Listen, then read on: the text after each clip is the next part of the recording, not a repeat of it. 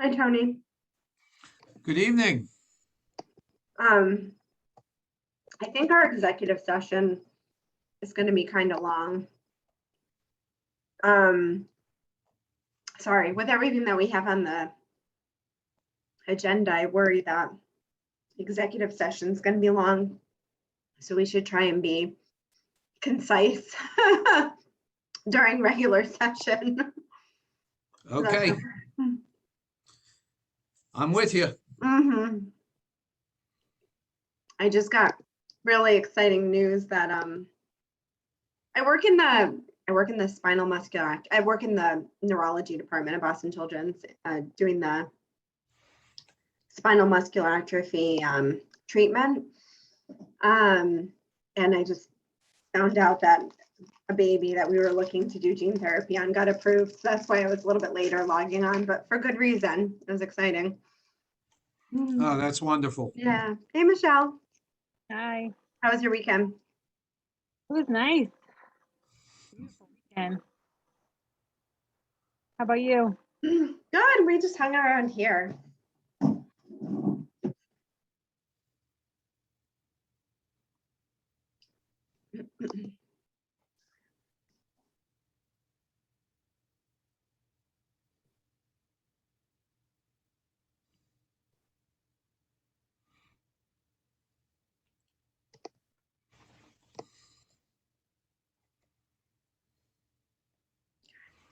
Hey, folks.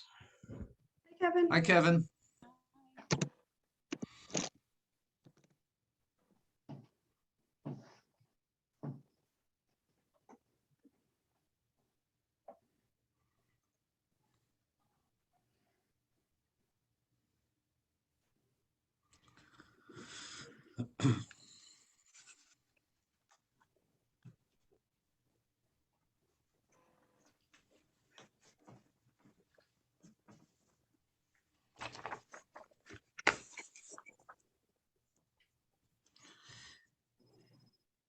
I went to the candy store tonight. Sorry.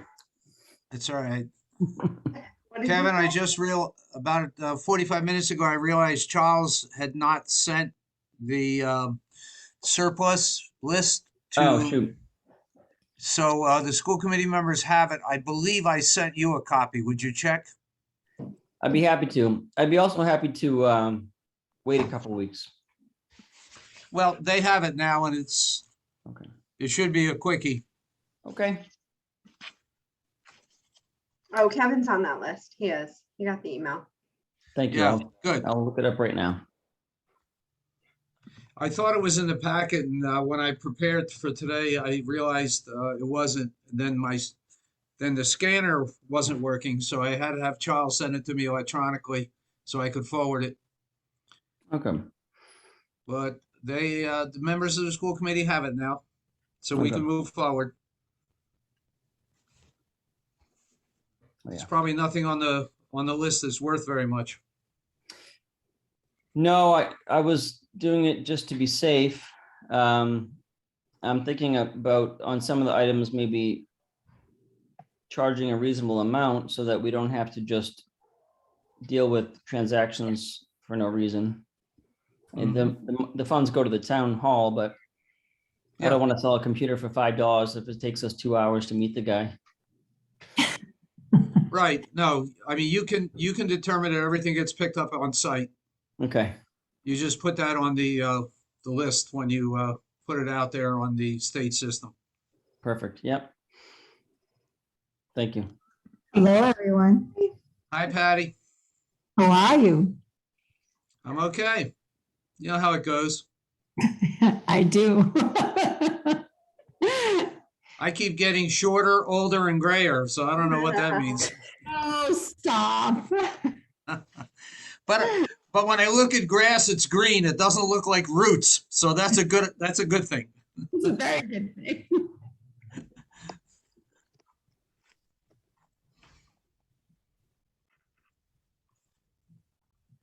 I'm going to grab a plug.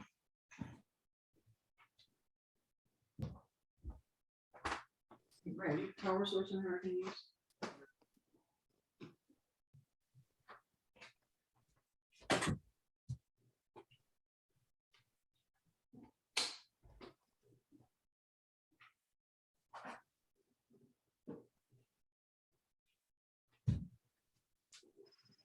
We're all so quiet. Mm. It's the first day back after a long weekend.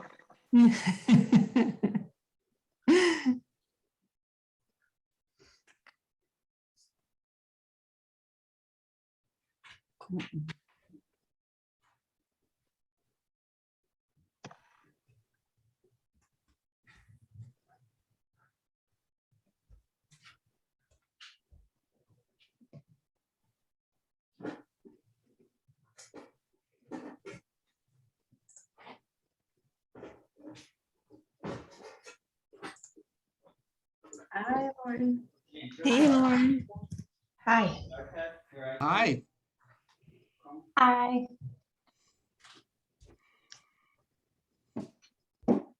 I think we can get started. We have enough people here. I'll call the meeting to order at 7:02. Everybody could please rise to say the Pledge of Allegiance.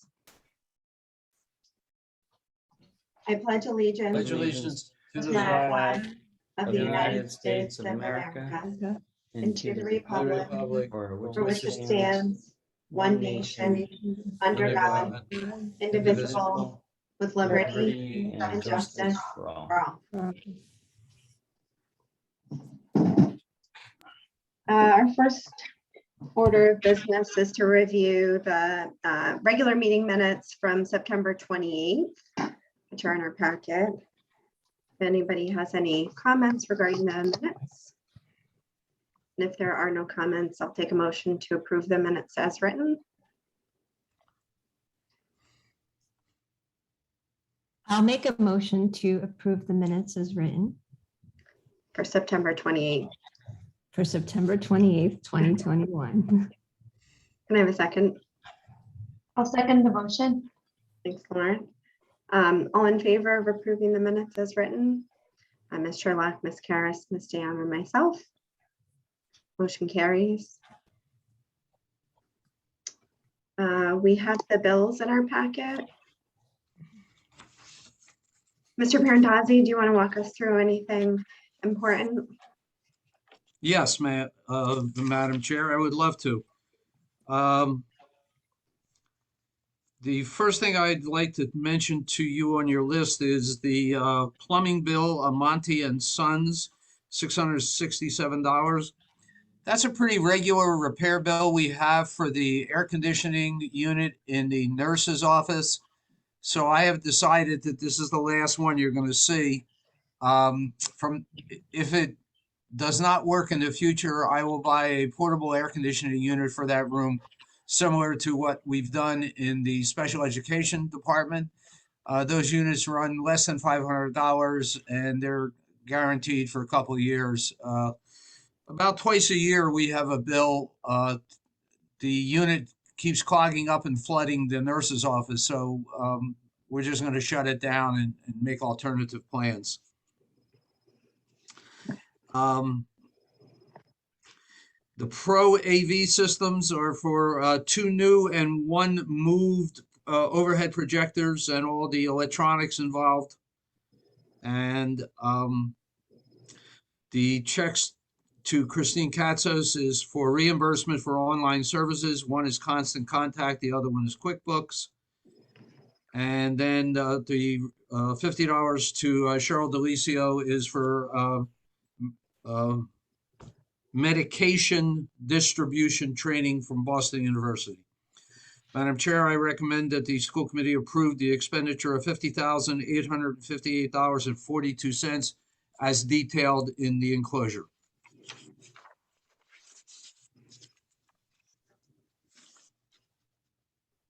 I'll make a motion to approve the invoices totaling $50,858.42 as per the meeting packet.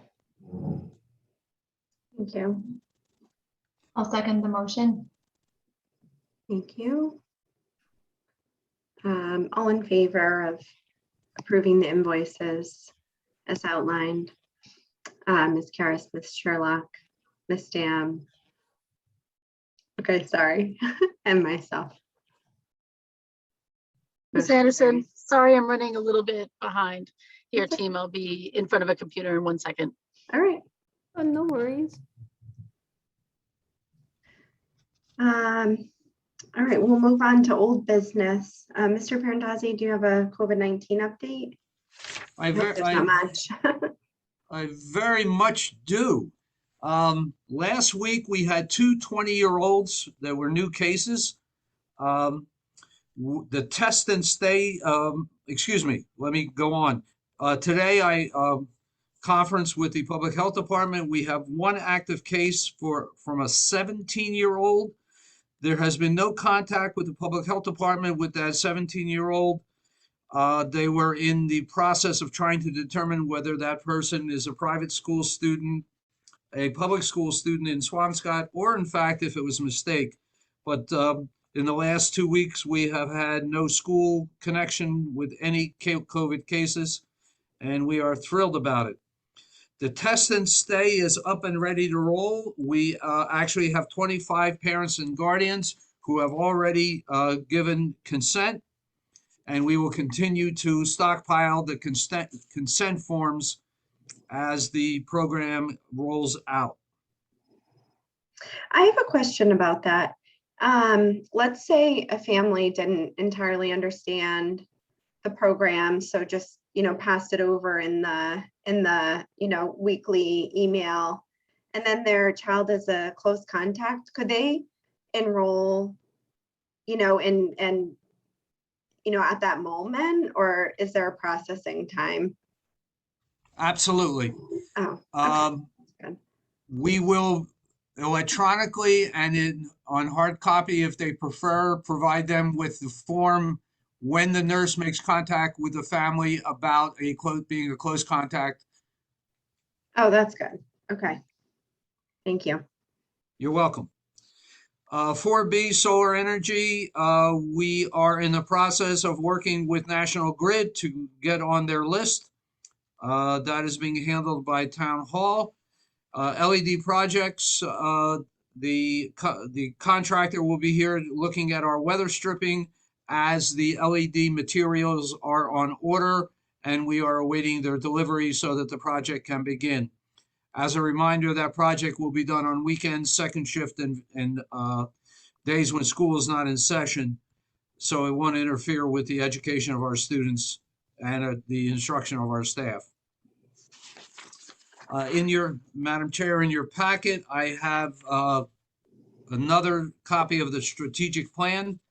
I looked at it last weekend, and at this time, I'm able to give you some global feedback on it.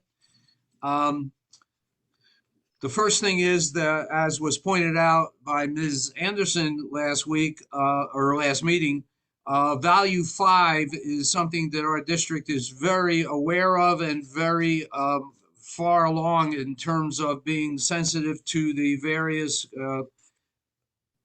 decisions that individuals make about their own lives and decisions regarding a variety of things. Therefore, value 5 should be written as a goal. And I will attempt to do that later. Goal 1 is ongoing. That's the curriculum goal. We want to reinstitute our reading groups. We want to heighten our volunteers as soon as we can, not right now. We want to begin to catch up on where we had been before COVID struck. And that was our students being out in the community on a variety of activities in order to broaden their learning. Goal 2, the supporting and improving the use of technology. It's going pretty well for us. We'll continue to do that. Because of COVID, we had required and necessary technology updates, which are continuing. Goal 3 is a school-wide academic focus on marine science, ocean literacy, and maritime history. We need an invigorating attention and action steps on that front. That's kind of fallen a little bit by the wayside because of COVID. Goal 4 is the long-term development of a multi-year financial plan. I think the finances of the district are in good shape. The town has been extremely generous with us. I just met with the town accountant about a capital plan, and once again, the gym roof is on that list. So that's going well. Goal 5 is the educating the Nahant students, 7 through 12, and developing an integrated plan for transition. That needs more attention from the administration and from the staff, and we'll work on that. Goal 6 is continuously improving communication engagement with parents, guardians, etc. That's in pretty good shape. We want to heighten our emphasis. One of the goals there was a career month, which we never started. We want to continue that moving forward.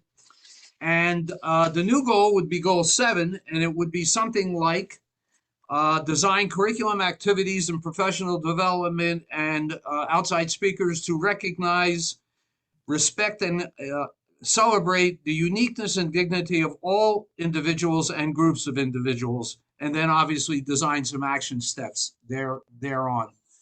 So I know that's very quick, and I don't have anything in writing for you, but I did want to make a report to you that I had done that work. Thank you. Thanks for the update. I have a question. So I know the last time we talked about the test and stay program that we were going to find out what was happening with the tests, that they were having follow-up PCR testing. Has that ever been discussed? I haven't heard, but I can email Cheryl and Deb right now. That's a good reminder. I'm sorry, I couldn't understand that question, Madam Chair. She was asking if, remember how when we discussed the test and stay, there was some thought that after the rapid antigen that the sample gets sent out for a PCR. And we were going to try and get the answer to that question. We discussed that briefly today. There is a follow-up PCR required. At each sample, so each day they're tested, they'll have a PCR. Yeah. Okay. Thank you.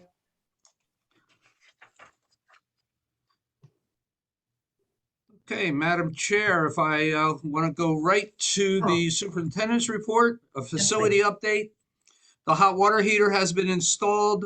The circulator was supposed to be installed when the hot water heater was installed, but the circulator was damaged. They had to return it and get another new one. That is going to be installed tomorrow. The work has started on the HVAC system. Once again, one of the parts was a problem. It didn't quite fit, so it hasn't been completed yet. And we are out for bids for 2 water bottle filling stations in the cafeteria.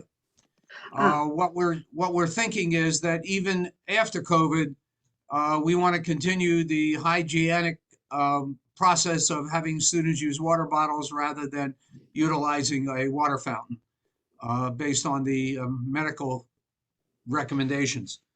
So far, I have 1 bid, and it's quite high. It's $7,300 for 2 stations. So we will get more bids, and we'll see where we go. When we got the original water bottle filling stations, there was some grant money that we got for that. Do you remember? Yes. Is that? And then the installation was donated to us. Yeah, that was nice. So what we did was we got our first bid from that company who was so generous with us in the past. We felt that we would give them the first shot at it. And so I have that bid. Now we'll go out for a couple others. And we do have some COVID money that we can use for this. Okay. And then I'd like to add, if I may, Superintendent, that the student council also offered a significant portion of the funding for that water bottle filling station. yes, they did offer. I'm not sure we had to utilize it. Is my memory correct? I think you're right. I think they had a fundraiser for it, and we were so excited about it, and we were able to get community support. Yep. And then the last item in my report is the enrollment report of 162 students and holding. Mhm. Thank you, Madam Chair. Thank you. Does anybody have any questions for Mr. Parentazzi? Mr. Andrews, do you want to give the principal's report then? Oh, you're muted. Yeah. There you go. There we go. All right, I'd be happy to take care of that. So I was able to include some photographs of the events that are happening at the school this week. First of all, as Superintendent Parentazzi mentioned, guided reading is continuing this year, now that we can get a bit closer to one another and talk in the general direction of each other. So groups have been formed and they're starting to meet, and we're also able to add the support. We have 2 new part-time paraprofessionals that are supporting guided reading this year. Those are Sam Martin and Emily Joden. Emily is a certified preschool teacher, pre-K to 2 teacher rather. Sam Martin is a graduate of Colorado University, and they're eager to get involved in this way, in addition to their lunch and recess support they've been giving to the school. And so I'm happy to say that every class during guided reading time will have at least 2 teachers, sometimes 3 in the classroom, to help the small reading groups work together and really be efficient in terms of how they use their time. We were also able to add some plant and soil classes last week in grades K and 1. Looking at scheduling and how we're using folks in the building, we're often able to find small windows of opportunity where we can add additional support. And so in the same way, last week, kindergarten and 1st grade, we're able to go out with myself and an additional paraprofessional, and then another paraprofessional if that person was in the class.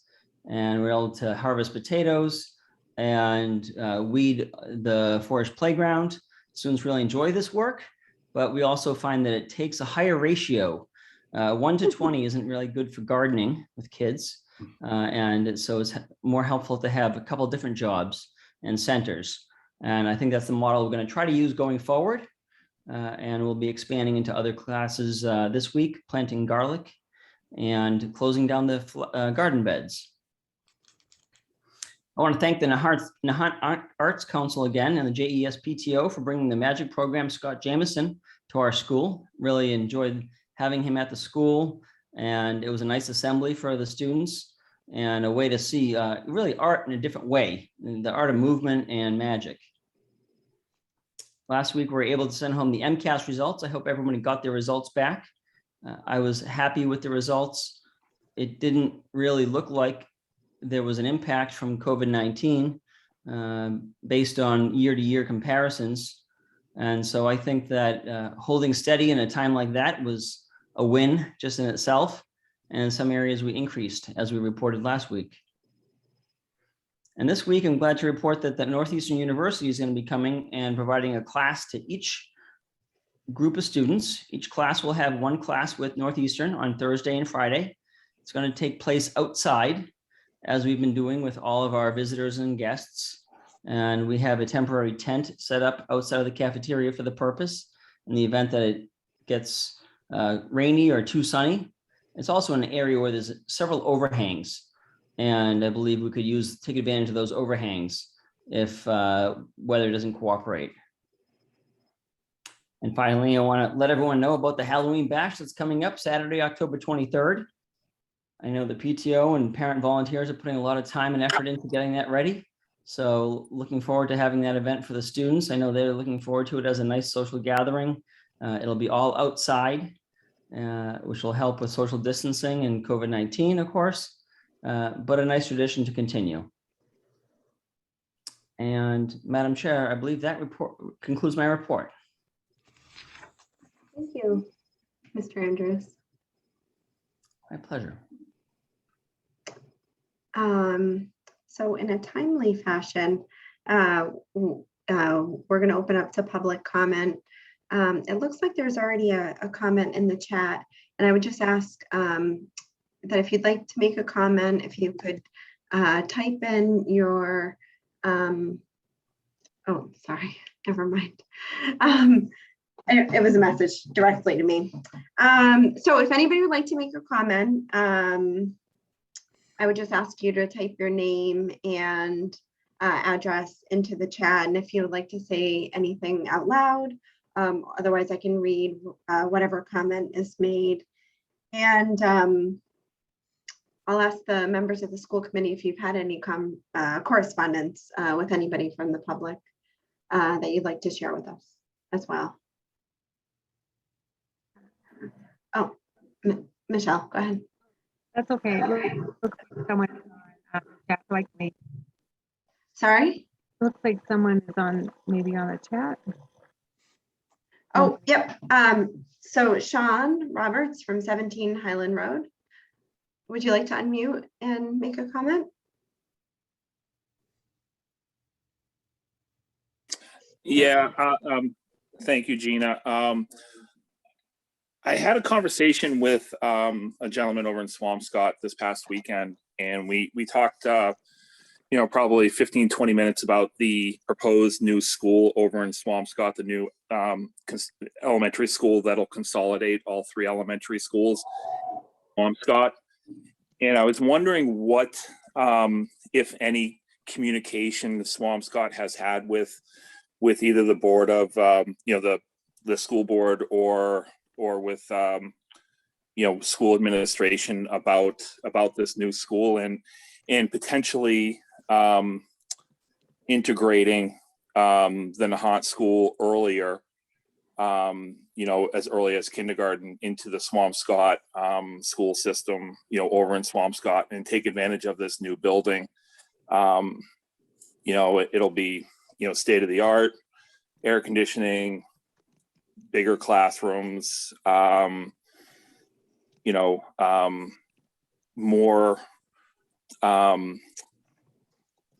services and more, aids and programs and stuff like that we can share with Swampscott. I'd be interested to find out, Mr. Andrews and Tony's comment on this, and if there's any discussion and if there is any, chance of this happening. Mr. Parentazzi, I wonder if, so I know some, obviously all of that is discussed when we negotiate with Swampscott, but that would be at a much higher level. So can you speak to when those types of negotiations take place? Thank you, Madam Chair, and thank you, Mr. Roberts, for the question. To this date, I have had no conversations with any of the administrators in Swampscott about the possibility of our any kind of integration. I certainly can make that overture if the school committee so wishes. I do know that the Swampscott public school system is space challenged at this point. In terms of the services and the facility, the classrooms won't be any larger than ours because of the manner in which the Massachusetts School Building Authority controls the size of the classrooms. In terms of services, there probably would be some services that we don't have that are there simply because of the magnitude of the scope of the number of students would provide additional services that we don't provide. In terms of the intimacy of education, we have classrooms with an adult ratio far superior to Swampscott, meaning that our class size and our ratio of adult to student is much in excess of what is in Swampscott. So, but I certainly can have that conversation. It's probably a good idea just to bring it up.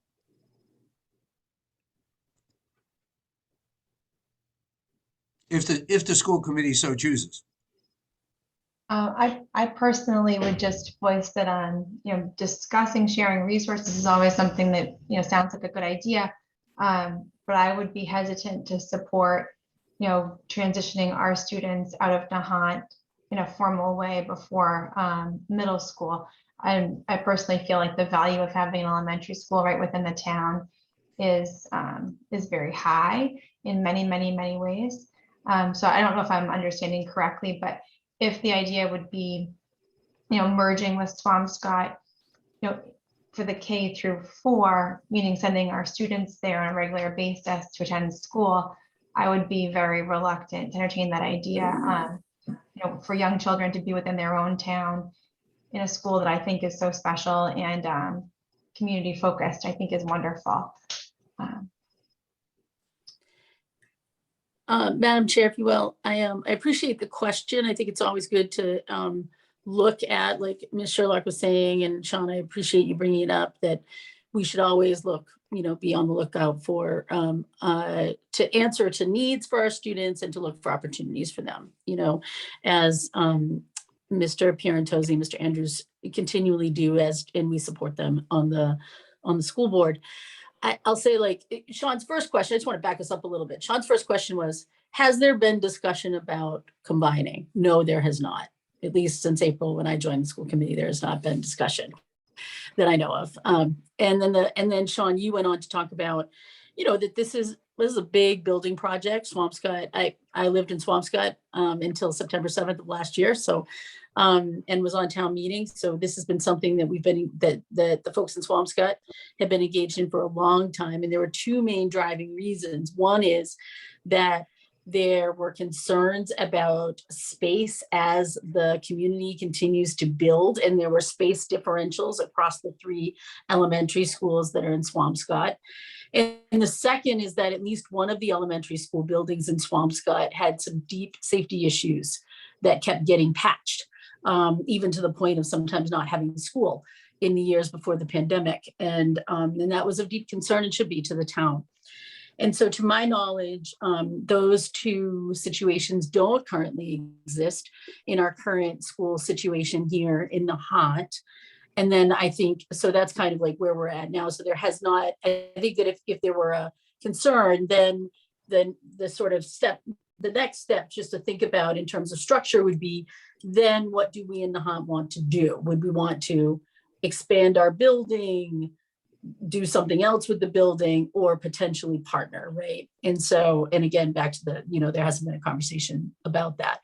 But I appreciate, that it's always important, I think, for the community to ask questions about those things and use that as a conduit to talk about, what we are doing and any needs that we might have in the school system. But to my knowledge, as a board member, a school committee member, we have not had conversations about that.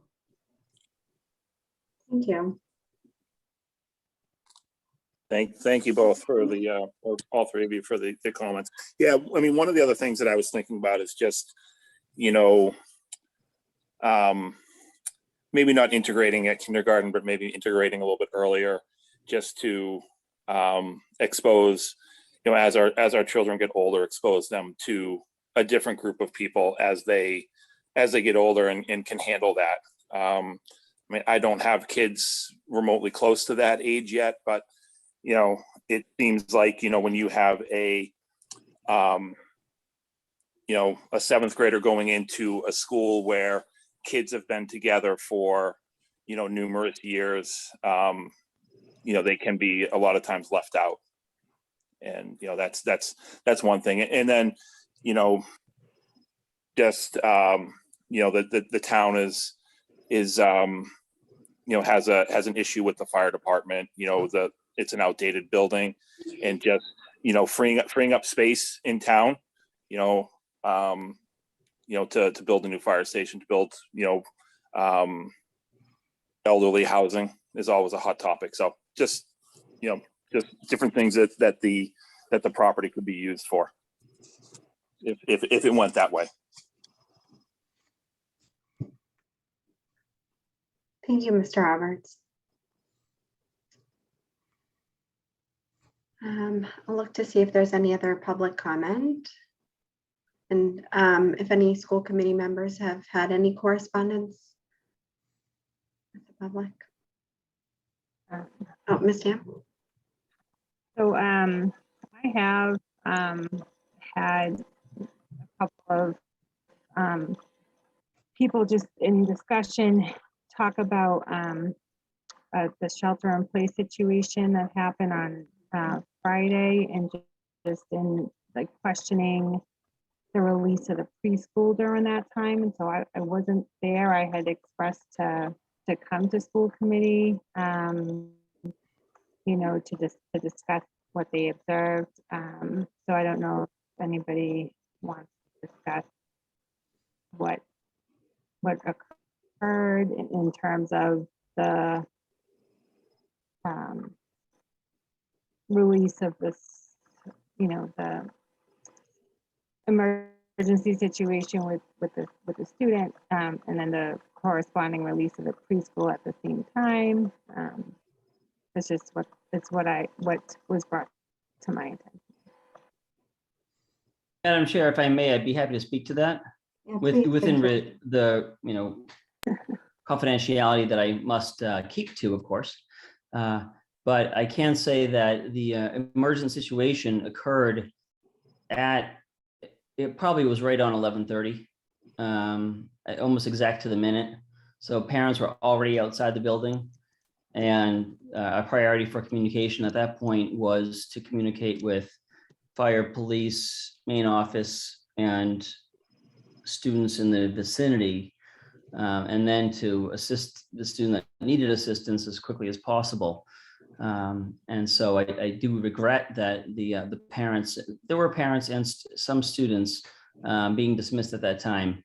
It was really just unavoidable, I think. I can't really think of a way that we would have been able to do it safer or more quietly, I guess I could say, than we did it. I would have preferred to, you know, had it been 10 minutes earlier, 5 minutes earlier even, we probably could have done something about it. But where it was right on that same minute, and I remember because it was right around the time of lunch, 5 minutes later, we were able to get all the students to lunch orderly, and without going to the area we were working. So it was unfortunate, brief, but necessary as well. Thank you. I appreciate the response. Madam Chair, if I may, very, very quickly, when an administrator in the schools uses the term shelter in place, a lot of parents think it's because students are in danger, because there's something dangerous. For example, you shelter in place if there was the police activity outside your building. In our case, the very small number of times we've had to shelter in place is for a different reason. It's because we don't want our students, particularly our primary school students, to get upset because they see something that's a little bit disturbing. And that is the case in the Friday's incident. At no time was anyone in danger from anyone from the community or anyone outside the community. So I think it's important for members of the school committee to realize that we oftentimes use shelter in place for multiple reasons. You know, as an urban superintendent, it oftentimes was because something in the community was a danger to students. In our community, it's really because of a situation that's occurring in the building. We just want the students to stay in their classroom and not have to see something that could be a little alarming to them. And that's a very different thing. Once again, I want to highlight, at no time was any student or staff member or administrator in danger. That's not what was going on. It was really about making sure that a student was following appropriate directions for his or her safety. I wonder if it would be appropriate. I wonder if it would be okay for the administration to send out that definition of shelter in place to the community. I think several students also went home and told their parents that there'd been a shelter in place. So even people whose parents weren't outside at pickup right then. And then parents started asking, you know, well, what happened? What was this? And was my child in danger? And was this a drill? Was this not a drill? And some of the kids said, no, it wasn't a drill. But then I think parents might have been and guardians might have been a little bit confused about. And I'll admit I didn't fully understand the way that our school uses that term or that it's used fully either until then. So I wonder if you feel it's appropriate, if there's some way to send out a communication like that to the community. So then in the future, if it's used again, people don't kind of assume violence or danger. Certainly. Why, it's my instinct to wait till the next time, not to rehash what happened a few days ago and bring it up again. And the next time we will certainly make sure that there's a clarifying message that goes out as rapidly as possible. As we're talking about this, I want to thank the Nahant Police Department and the Nahant Fire Department. They are phenomenal in responding to our needs. They are great with our students, sensitive, kind, yet always very firm about responsibility. And they do a great job. And we're very appreciative for all their support. For example, that's one thing that we would not get in a larger community, having been in several. Was any communication sent out to the parents and guardians after the shelter in place? Because I think there was communication No, there wasn't. to us. There was communication to us Yeah. as school committee members, but maybe not to the parents because there was a lot of confusion about the situation. So is that appropriate that you could send a confidentially appropriate message, just letting similar to, when we have any drill at school in the past, I think you've sent communication to the parents and guardians. And so, and to Mr. Parentazzi's point, also including that, no students, if appropriate, no students or staff were in danger. But just that way, it sort of helps reduce anxiety when the students come home and tell us about it. Yeah, I'm torn because all of you know that I'm fully supportive of transparency and letting people know exactly what's going on. I have had situations in the past when communication during the school day resulted in parents rushing to the school to pick up their children. So let's think, let Kevin and I think about that. Perhaps at the end of school, after students are gone. But we're not going to reduce the electronic communication, word of mouth in a small community. If something happens at 1:30, maybe our communication at the end of school will be a notice that is informative to parents and guardians. My guess is if something happens at 9 a.m., by the time we get around to sending something out at 2:30, parents and community members are pretty much aware of it. So, let us think about how to meet that balance. I just think it's great to define it.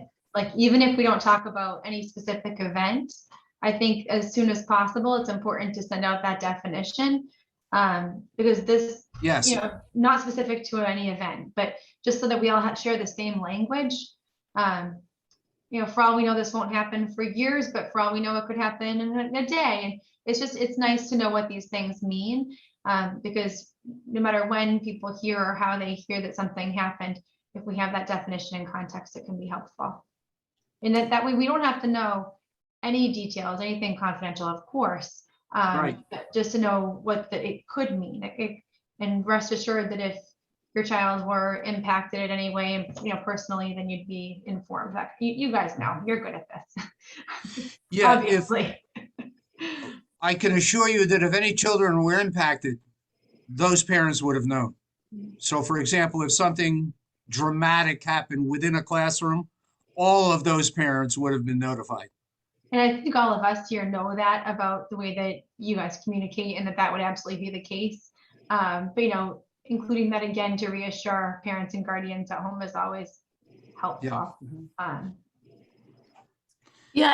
think I'd like to can I make two comments, Mr. Parentozzi, just along those lines? One is that is that okay with you? Did you want to jump in before me? You good? Okay. One is that I think normalizing this does feel important, given how this has all come up. I know when in listening to this conversation, I will share, just for normalization purposes, that I work in urban education in big cities. We've had 7 shelters in place this year so far. And so just as a juxtaposition, right? And so, which leads to and none of them have resulted in anything happening to anybody. There's been no danger. It really just means everybody's staying in their classroom or offices while administration is taking care of a student in need or something in the building that needs to be taken care of. That's all it is. And that's everything it is. So if there was something dramatic happening, that would be the first way of keeping folks safe. And so I do think like that needs to be sort of normalized and clarified, and that might be good to get that language out, that it is about staying put and staying in your classroom and doesn't necessarily mean anything more than that. And the second is just a reminder to all of us that, the pandemic and possibly stuff outside of the pandemic have brought up some real mental health challenges and concerns, which we as a school committee have been hearing about and understand as human beings and parents, and that Mr. Pierantozzi and Mr. Andrews have been all over, throughout this whole thing, and which has made me, feel really solid and good, just about what's happening here for Nahant Public Schools. But we all have to keep in mind that these are tough times, and there are families that are experiencing different strife and pain. And this child, I feel bad for whatever they were going through. I don't know. And I feel grateful that we had processes in place to be able to take care of them. And for me, it went sort of in the realm of like, of course, we're going to be potentially seeing some different variations of mental health stuff as we all try to get through this time, right? And whatever it's brought up for us and our families. And so that's some of what I was thinking about. Certainly that's what I bring to my life outside of Nahant. And I think just being really open about that feels important. Thank you. Any other comments? Madam Chair, I think it'd be helpful. I'd be happy to put out a general statement just defining a shelter in place and a lockdown, so that folks can understand how different those two things are and what their purposes are. I do think it would be helpful to communicate that with families. The timing of that communication, I defer to you on, but with the recent events, I think at some point that would be helpful. Madam Chair, I'd be happy to work with Mr. Andrews on that statement to make sure it's supportive and non-incendiary. That we have the result that we're looking for in that statement, and to ensure, as Mrs. Sherlock mentioned, that we would communicate any real danger with the appropriate parents so they don't have to worry about that and think, do I know what's going on? If something serious is going on, everyone's going to know about it, particularly in our community, being so small. And But thank you for the conversation. It's very helpful. Any other public correspondence? All right, so I'm going to close the chat at this time, and we'll move on to new business. Mr. Parentozzi, do you want to go over this, sir? Or will it be Mr. Parentozzi or Mr. Andrews going over the surplus items? It will be me, Madam Chair. And once again, I want to apologize for getting this to you late. I thought it was in the packet, and I did not realize that it had been done last Thursday, but it just was never communicated. It was a question of 3 different people thought the other people were sending it to you. There is a list, a cover sheet, and the cover sheet is in order of the pictures. And I don't want to go over them because everyone in the world basically reads a little better than I do, and almost everyone sees better than I do too. The the bottom line is we have technology that is outdated, that is not being used, and much of it hasn't been used for a while, or we're not even sure if it works. So you have a picture of everything. The first sheet is a list, and I respectfully request that the school committee declare these items on that list as surplus. What that means is we will put it on the state system that if anyone wants to pay the town money for it, that is, we'd be very happy to accept it. And if after waiting the appropriate 2 full weeks and getting no response, then we would put this as non-usable and get rid of it and save some space in the building. I'm happy to make a motion to approve the list of surplus items dated October 10th, 2021, included in our packet from this evening. And I'll second that motion. That was Ms. Karas.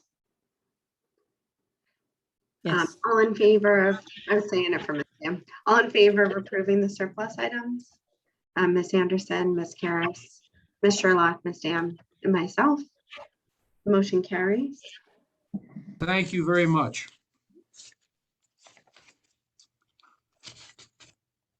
The next 2 items are just quick items for your attention. Number 1 is that the pre-budget fiscal 23 outlook looks okay for us.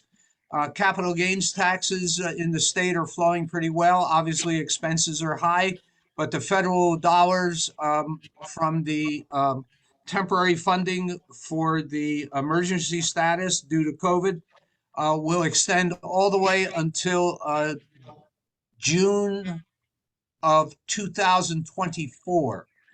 And we did get extra funds. So even though I have no idea what the local fund structure will be, globally it looks okay. And then the item C is at the school committee's discretion. I would be happy to contact the town administrator and begin discussion about a meeting with the finance committee regarding the 2023 budget process. But I would await, Madam Chair, your direction on that regard.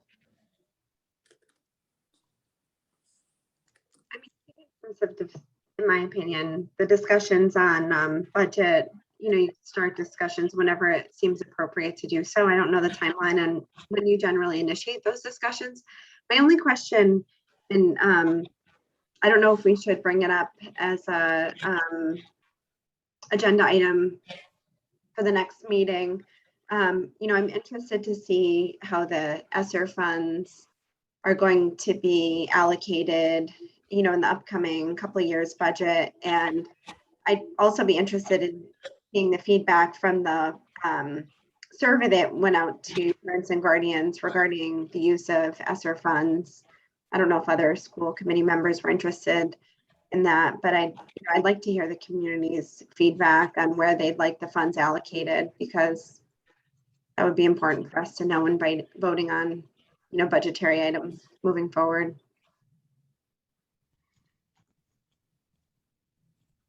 Mr. Andrews, I don't expect you to be able to give us an update on that tonight, but maybe at the next meeting, we could plan to have an update about that. I'd be happy to make a presentation on the results of that survey. And then I think it's a great idea to use them going forward, Madam Chair, to drive our initiatives. When was the end date for the survey? Is it, do you think I don't it'll have be, if it would be an appropriate timeline to give us an update at the next meeting? If Oh it's yeah, not- no, it's already passed. Okay, all right, great. Mhm. Okay, perfect. Yeah, that would be great. Sure thing. Okay. Do any other school committee members have any comments? So, Madam Chair, with your permission, I will contact the town administrator and make an overture to have a preliminary discussion. That sounds appropriate. Thank you. Any other new business? Madam Chair, very quickly, the only thing I would like to say is I'm in the process of beginning to review your policies again, and I know in the near future, you will be seeing some policy updates coming to your table. Okay, thank you. We can move on to personnel matters. Are there any updates regarding? Well, Madam Chair, this falls into the good news, bad news category. The good news is that we had a response from an experienced music teacher to our ad. And Mr. Andrews met with this individual, and I was ready to meet with the individual. The evening before I was going to meet with this individual, the individual contacted me and told me that there was a family emergency in a different state, so she had to postpone her acceptance of the position without giving us a timeline. Today I checked again, and there were no additional applications. We are continuing to contact local universities and colleges to see if there's any potential. And once again, I implore anyone in the community who's within earshot of me, if you know of somebody who knows anything about music and wants to teach music one day a week, let us know. Other than that, we're fully staffed and rolling along. I think we've put out as many feelers as we can, and I'm sure everybody will continue to, put out any requests, we have some students in town who are taking lessons from, private instructors and seeing if they would be interested. I put out a message to the moms and dads, group, and, just talk, continuing. I know that there are lots of parents that ask about it. So whenever they ask about the update on a music teacher, I just explain the situation and ask them to similarly, chat it up.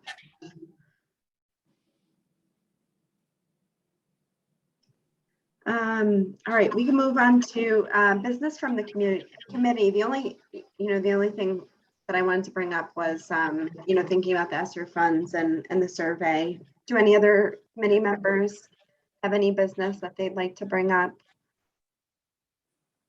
No. Okay. So seeing no new discussion, can I take a motion to dismiss to executive session? I'll make a motion to move into executive session, not to reconvene to open session at 7:54 p.m. And I'll second that motion. Thank you, Ms. Anderson. All in favor of adjourning? Ms. Sherlock, Ms. Karas, Ms. Anderson, Ms. Sam, and myself. Madam Chair, if I may, Mhm. thank you for the motion and for the vote. The minutes should indicate the language on the agenda. That the reason we're going into executive session is Right. the minutes of the 28th of September to conduct a strategy session in preparation for negotiations with union personnel and to comply with the provisions of a specific Mass General law regarding an employee. Thank you. Thank you.